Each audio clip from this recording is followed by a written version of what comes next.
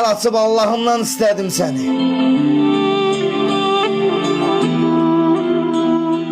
Dedi ki, mələyimi vermərəm ələ.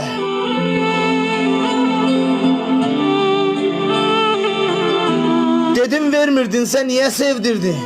Dedi, bildiyim var, biraz səbr elə.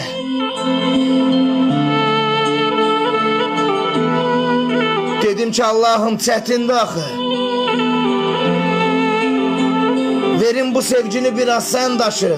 Dedim, müqəddəsdir mənim adım tək. Mələyinin uğrunda axıt gözyaşı.